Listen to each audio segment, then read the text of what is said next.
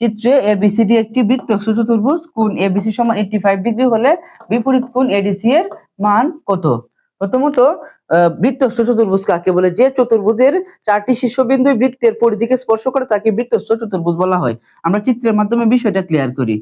একটা বৃত্ত, এই বৃত্তের মধ্যে একটা চতুর্ভুজ অঙ্কন করলাম। এই চতুর্ভুজের নাম হচ্ছে এ বি সি ডি, যার 4টি শীর্ষবিন্দু বৃত্তের পরিধিকে স্পর্শ করেছে, এই জন্য উক্ত চতুর্ভুজটি হচ্ছে বৃত্তস্থ চতুর্ভুজ। এর কোণ এবিসি সমান 85 ডিগ্রি। এর কোণ এবিসি সমান কত ডিগ্রি? 85 ডিগ্রি। এখন প্রশ্ন হচ্ছে এর বিপরীত কোণ এডিসি সমান কত? আমরা জানি বৃত্তস্থ চতুর্ভুজের বিপরীত কোণ দ্বয়ের সমষ্টি হচ্ছে 180 ডিগ্রি।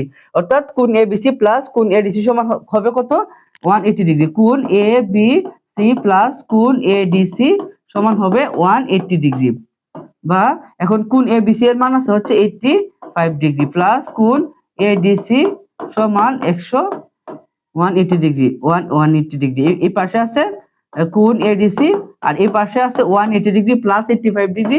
এই পাশে আসলে কি হবে? -85 ডিগ্রি। সুতরাং কোণ এডিসি সমান হবে 180 ডিগ্রি থেকে 85 ডিগ্রি চলে গেলে থাকবে হচ্ছে 95 ডিগ্রি। গ নম্বরে আছে 95 ডিগ্রি, অর্থাৎ এটি হচ্ছে আমাদের সঠিক উত্তর।